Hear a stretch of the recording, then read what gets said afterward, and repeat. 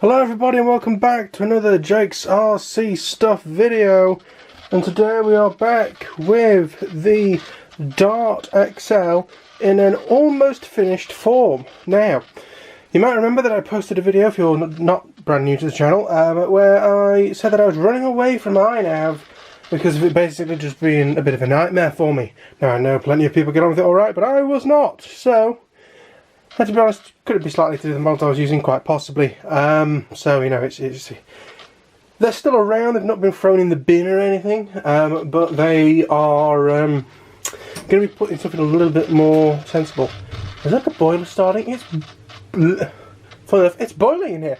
But anyway, so, it actually has a FY41 that I dug out of a Bixler 3 I was yet to finish. So we've got the flight controller slightly off to one side, current sensor, and the GPS here. Now this horrendousness is a BEC and the speed controller.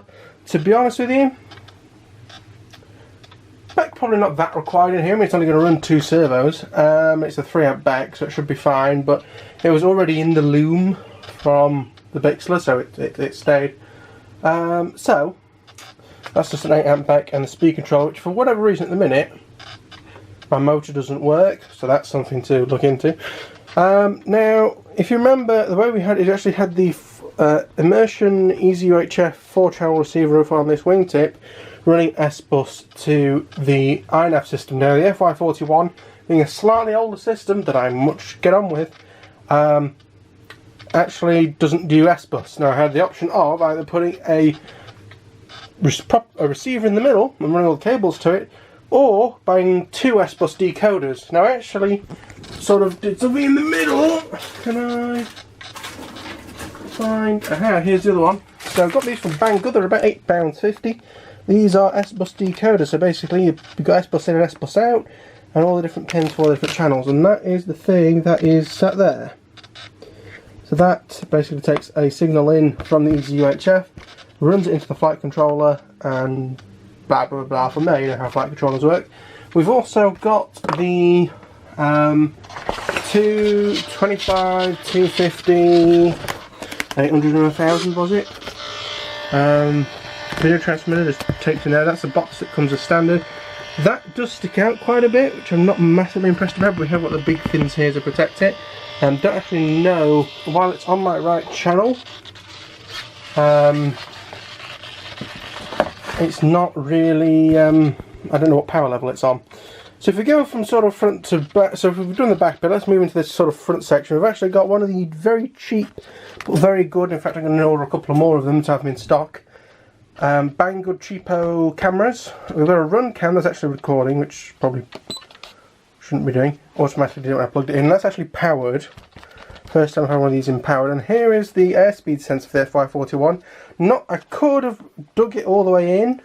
But what I've actually done instead, if we move around to the front, I've got this little blue tube as to funnel the air, and it was a nice snug fit. So that's what we're doing, and it fits to the outside, so it's not stifling any airflow or anything.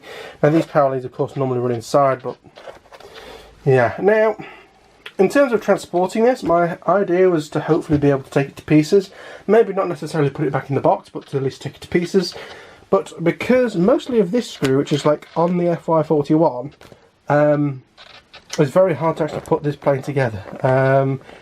So it may end up staying in one piece. In terms of modifications to the airframe, the only real thing I've done is I've nibbled off the 2 sort of supports to help this line up at the back. I mean, it's got the 2 screws which go into the back of it, so it's not really needed.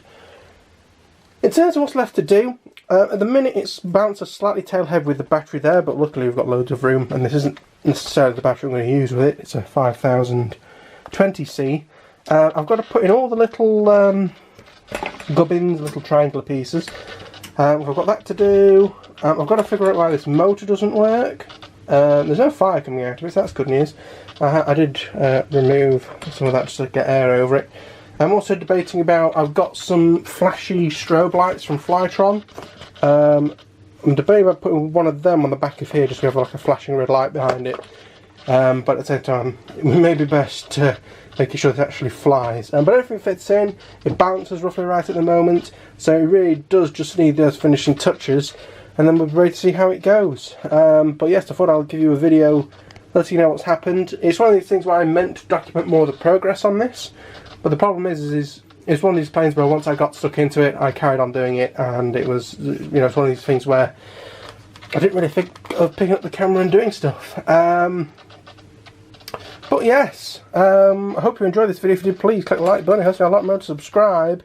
And yeah, I do have a story coming at some point, or it might have been out already, about an injury to my leg. Yeah, so that's the jumble of wires. That is the end of the video. Thank you for watching.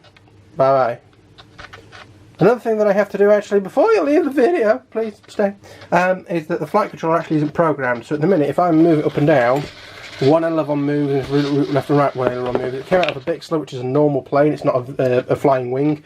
So I need to program that and set max distances and things. So I might do a video on that now. I've got the DVR set up. Also, I need to check the DVR setup and see if we've got anything of the leg incident on there. But yeah, so that's it all done, more or less, just bar some finishing touches. Thank you for watching. See you in the next one. Bye bye.